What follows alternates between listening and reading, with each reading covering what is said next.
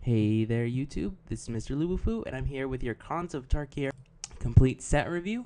This time we're going over blue. Now like usual, this is a focus on limited, not on constructed, so keep that in mind as I go through cards. Now we're going to go ahead and start with Blinding Spray. Just a 5 mana creatures, instant 5 mana creatures you control, your opponents control get -4/-0 until end of turn, and you draw a card. Normally I'm not a fan of these sort of lowering attack cards. This one at least cycles, which is fine, and it goes decently in the prowess decks. You could really set up some pretty good blowouts with it. So yeah, that's fine. Probably won't play it myself in limited unless it's insane, but I don't think it is. Now moving on, we have Cancel as one of our obligatory counter spells in the set. Now this format is very slow, very slow. So Cancel might even be main deckable in this format, which is quite fascinating. It's something that I've noticed, and it can really get out of hand really fast. Next, we have Clever Impersonator. So it's a clone, and clones in limited are fine. This guy can copy anything that's giant on the battlefield, and oftentimes that is good enough to at least help you in the board. If you're ahead, having two of the best thing is really good. So definitely a decent guy. It's a clone effect in limited, so keep that in mind. We have the reprint of Crippling Chill. 3 mana, tap a creature. It doesn't untap and draw a card, and is an instant. The fact is, we have a lot of these instant speed tempo cards that go really well in prowess, and this is just another one of them. I wouldn't want to play too many of them, but as a one or two of, if you're playing prowess decks, it's fine. Dig Through Time is a card that if you have a bomb, you probably kind of want to play this. Otherwise, it's nothing too extraordinary. It does have Delve, so it helps mitigate the cost a good amount, but it's okay. I'm not too impressed with it. As opposed to Disdainful Stroke, which I think is insane. This format is really slow. There's a lot of just giant creatures and a lot of just really, you want to just cast big thing after big thing starting on turn 4 or 5. And Disdainful Stroke is a huge way to get ahead. You're able to just, for the low commitment of 2 mana, deal with something that's far bigger. I think this card is very strong. It is going to be the equivalent to Essence Scatter in M14 limited. So I really think that this card is very strong. A lot of people won't expect it. So keep that in mind. Very good. Next, we have Dragon's Eye Savants. So it's a 2 mana 0/6, which is, in this format, it blocks everything on the ground at least, which is quite relevant. There's a lot of giant creatures being cast. Of course, it doesn't stop them from wanting to trigger raid if this is your only creature. But then you can also morph it to look at target opponent's hand, which is okay. It's a decent effect. So I kind of like this guy. It's fine in all blue decks. Nothing extraordinary, but it's a good playable card. Next, you have Embodiment of Spring, which, yes, does commit you to 2 colors, which is kind of the downside. But you get a Font of Fertility from it, which, ramping in this format, kind of something good you want to do, because the format's really slow. So something to keep in mind. Next, we have Force Away. So it's unsummoned, but if you have Ferocious, you also get to loot. I mean, unsummoned effects are normally okay in limited, and this one's no different. There's a lot of enter the battlefield triggers, so you got to keep that in mind. But I think you'll be just fine in blue decks. A good tempo play, and with a slow format, sometimes getting ahead on tempo is relevant. Next, you have Glacial Stalker. It's a giant 4/5 that basically, it's there to trigger Ferocious and has 5 toughness to help fight off everything else that has 4 power. Not too impressive, but maybe you want to play one in your blue decks. Icy Blast. Well, this is quite an interesting card. See, if you don't have Ferocious, it's basically Gridlock, which was not that good in limited. But if you have Ferocious, then it becomes Sleep. And instant speed Sleep, when you already have a creature with power 4 or greater, can be just such a blowout. Really can be. So this card's either like it's just really bonkers or it's only okay.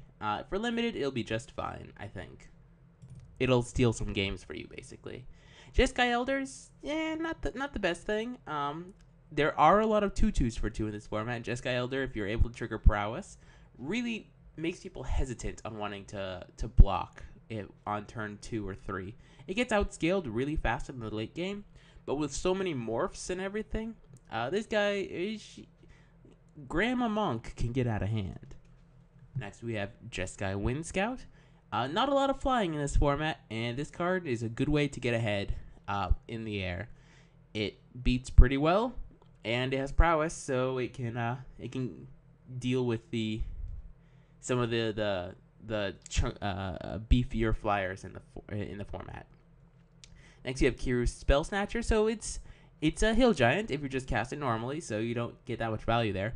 Its value lies in its morph, where if you're able to morph it for 6, you can counter a spell and then cast the card that you counter. This format's so slow, it might even be decent to play. I'm not sure. Intuitively, I don't think it will be, but you never know. It's one of those cards I have to try out for myself. Mistfire Weaver, very aggressively costed flyer, given it costs 4, but you have a morph cost with it, which is pretty nice. And giving a creature hexproof can be a blowout. It does cost 3, so it's hard to keep it up every turn. Monastery Flock is probably the best card when it comes to blocking flyers because, well, it's an 0/5 and it blocks really well. It also has a very low morph cost, so you can just get it out from out of nowhere. And if you don't need an 0/5 defender, you could just play it as a 2/2. Its morph cost is basically equal to its normal cost, so it's a fine card, I think.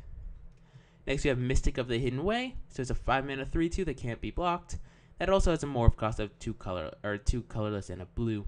Now, it's okay.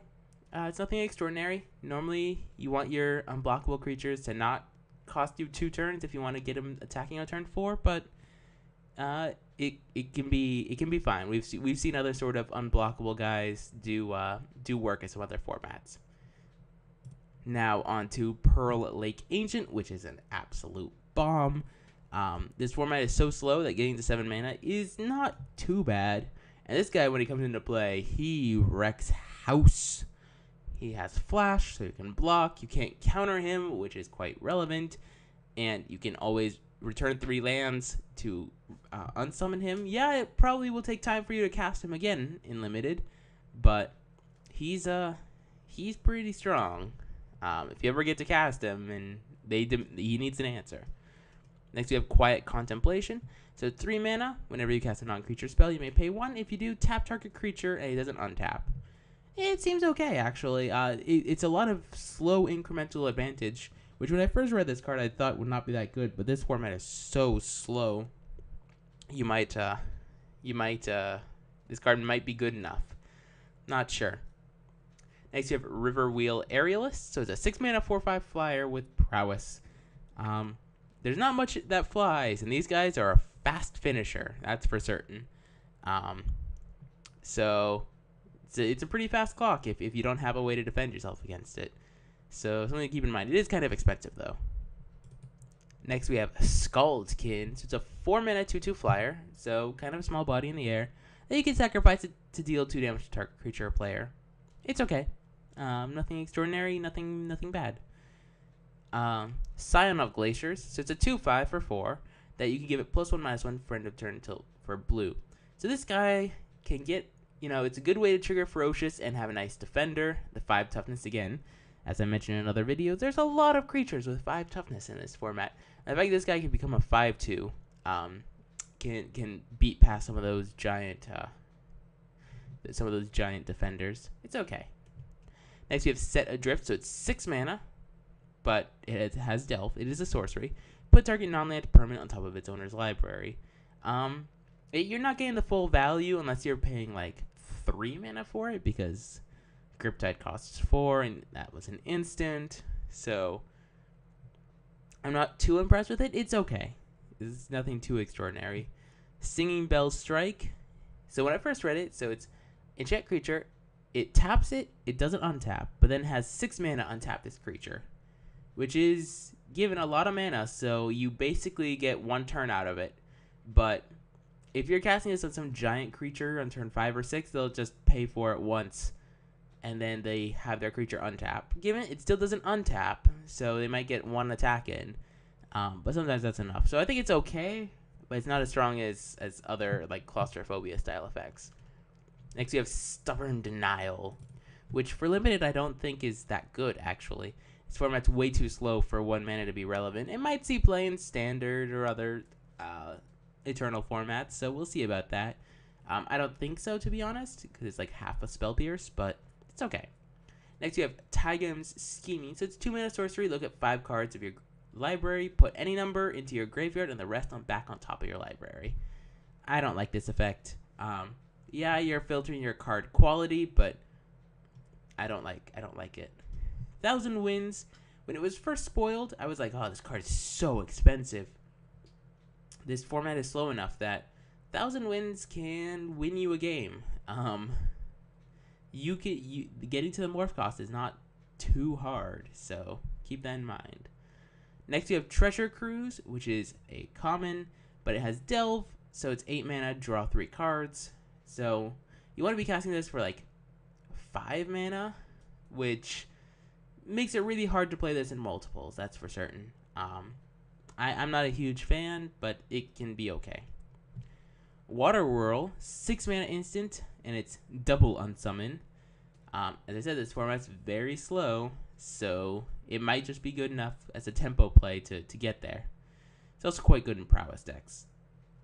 Next, we have Weave Fate, so it's it's inspiration basically.